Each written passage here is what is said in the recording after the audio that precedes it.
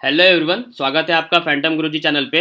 NEET 2021 under graduate courses के लिए government ने अभी नया एक डिसीजन लिया है, जिसमें वो बोल रहे हैं कि आपका जो ओबीसी कैटेगरी जो है और ईडब्ल्यूएस कैटेगरी जो है उनको आपका रिजर्वेशन दिया जाएगा। ठीक है, तो 27% रिजर्वेशन जो रहेगा आपका ओबीसी कैटेगरी के लिए और 10% जो है आपका ईडब्ल्यूएस कैटेगरी के लिए लिया जाएगा। तो क्या है ये इन्फॉर्मेशन, मैं आपको डिटेल में इन्फॉर्मेशन देता हूँ आपको। इस वीडियो को आप पूरा देख लीजिए, आपको पूरा अंत तक देखना, सब कुछ समझ में आ जाएगा आपको कि किस तरीके से इस बार आपका रहने वाला है सब कुछ। ठीक है, ये अंडर ग्रेजुएट पोस्ट ग्रेजुएट दोनों के लिए ही है। तो चलो मैं एक एक करके डिस्कशन करता हूँ, लास्ट तक बने रहो।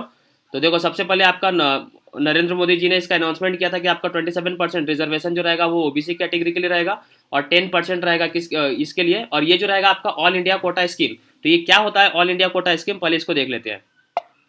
ठीक है, देखो जैसे देखो आपका कोई भी एक कॉलेज है, ठीक है, जैसे महाराष्ट्र में एक कॉलेज है जीएमसी नागपुर की, अगर हम बात कर रहे हैं तो उसमें टोटल आपका सीट समझ लो 100 सीट्स है। मैं मान के चल रहा हूँ कि ऐसा 100 सीट्स है अंडर ग्रेजुएट के लिए, जो आपका एग्जाम कंडक्ट होता है आफ्टर ट्वेल्थ, मतलब जो ट्वेल्थ के बाद जो आप एग्जाम देते हो नीट ये सब के लिए। ठीक है ना, तो उसमें देखो क्या रहेगा, 15% जो सीट्स है उसमें वो AIQ लेवल से भरते हैं और 85% सीट जो है वो आपका स्टेट गवर्नमेंट भरती है। मतलब ये हुआ आपका कि जो 15% जो है उसमें 100 का 15% कितना हो गया आपका 15 सीट, और 85% कितना हो गया 85 सीट्स। तो महाराष्ट्र में अगर आपका कॉलेज है तो उसका 85 सीट जो रहेगा वो आपका स्टेट गवर्नमेंट फिल करवाएगी, और 15 जो सीट है वो कौन फिल करवाएगा, उसको सेंट्रल गवर्नमेंट फिल करवाएगी। ठीक है, तो 15 सीट जो आपका सेंट्रल गवर्नमेंट फिल करवाएगी, तो उसमें क्या था कि अभी तक ओबीसी वाले को रिजर्वेशन नहीं दिया गया था, और ईडब्ल्यूएस कैटेगरी जो है इसमें भी कोई रिजर्वेशन दिया गया नहीं था। ठीक है, और ये जो 85 सीट जो आपका गवर्नमेंट फिल करवाती थी, तो इसमें स्टेट गवर्नमेंट के हाथ में था सब कुछ। तो इसमें AWS के लिए भी आपका रिजर्वेशन, मतलब जो भी रिजर्वेशन था ये आपका स्टेट गवर्नमेंट प्रोवाइड करती थी। लेकिन जो आपका AIQ लेवल जो है, AIQ लेवल, इसमें कोई भी रिजर्वेशन नहीं था।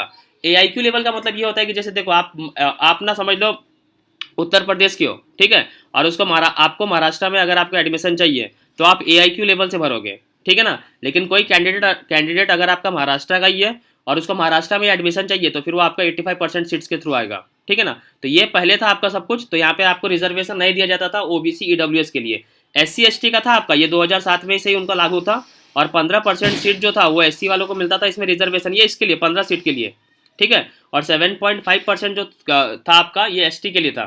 ठीक है, इसका देखो, इसका इसमें कोई प्रॉब्लम नहीं है, इसका आपका जैसे स्टेट गवर्नमेंट पहले फिल करवाती थी उसको अभी भी फिल करवाएगी। तो इसको आपको स्टेट में जितना भी रिजर्वेशन चाहिए, मतलब जो जो रिजर्वेशन है, जैसे आप महाराष्ट्र की स्टेट की बात करोगे तो यहाँ पे आपका SC BC और भी अलग अलग VJNT ये सब आपका भी रिजर्वेशन यहाँ पे काउंट होगा। ठीक है, लेकिन जब आप ये 15% सीट में जाओगे तो ये आपका सेंट्रल लिस्ट में है, तो सेंट्रल लिस्ट में जो जो आपके रिजर्वेशन जो स्टेट मतलब सेंट्रल गवर्नमेंट जो देती है ये उसके थ्रू आपका एडमिशन होगा। ठीक है ना, तो उसमें बस दो ही रिजर्वेशन अभी तक थे आपके, SC और ST। 15% SC के लिए और 7.5% आपका ST के लिए। तो वो जो है अभी आपका इंक्रीज कर दिया गया है, और अभी बोला गया है कि आपका 27% OBC वाले को भी दिया जाएगा और 10% आपका EWS कैटेगरी वाले को भी दिया जाएगा। और ओबीसी जो कैटेगरी वाले जो रहेंगे उनको आपका सर्टिफिकेट दिखाना पड़ेगा NCL का। NCL का मतलब क्या होता है, इसमें भी उन्होंने 2 क्रीमी लेयर पास किया है, एक है आपका नॉन क्रीमी लेयर और एक आपका डायरेक्टली होता है क्रीमी लेयर। तो अगर आप क्रीमी लेयर में आ रहे हो तो भी आपको रिजर्वेशन नहीं मिलेगा, मतलब आप जनरल स्टूडेंट ही काउंट होंगे। ठीक है, और अगर आपके पास NCL का सर्टिफिकेट है तब जाकर आप आपका ओबीसी कैटेगरी रहेगा, और उसमें भी ये आपका सेंट्रल लिस्ट वाला चाहिए। ठीक है, क्योंकि इसमें भी दो होता है, एक स्टेट वाला अलग से होता है, एक सेंट्रल वाला अलग से होता है। तो आपको इसमें भी कौन सा चाहिए, सेंट्रल लिस्ट वाला चाहिए। ठीक है, तो आई होप इस चीज़ को आप बहुत अच्छे से समझ गए होंगे कि क्या प्रोसीजर रहने वाला है आपका पूरा। और मैं आपको देखो इसमें वेरियस मीडिया जो है, जैसे आपका इंडियन एक्सप्रेस ने भी इसको बहुत अच्छे से कवर किया है।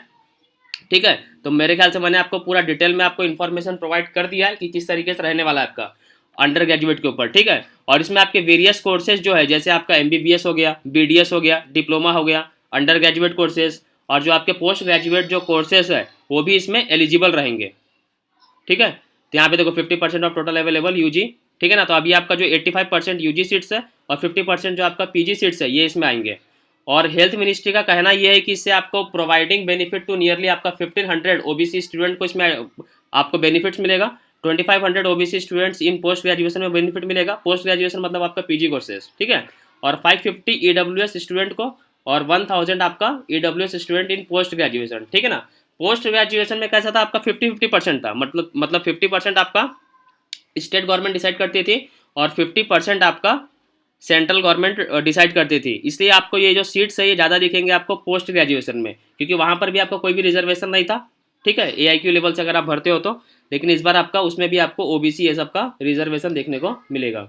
ठीक है, और इसमें एक सेंट्रल गवर्नमेंट का ये भी कहना है कि इससे आपके सीट्स कम नहीं होंगे, क्योंकि देखो सेंट्रल गवर्नमेंट का ये कहना है कि आपका 2014 से अगर आप 2020 की बात करोगे तो हमने 179 न्यू मेडिकल कॉलेजेस इंडिया में मतलब अब आपके इतने न्यू ओपन कॉलेजेस हुए हैं, मेडिकल कॉलेजेस। ठीक है, और इसमें जो आपकी सीट्स है, अगर हम सीट्स की बात करें तो देखो आपका 56%, पहले इतना सीट था आपका 54,348 सीट्स इन 2014, जो कि अब आपका इंक्रीज होकर हो चुका है 84,649 सीट्स।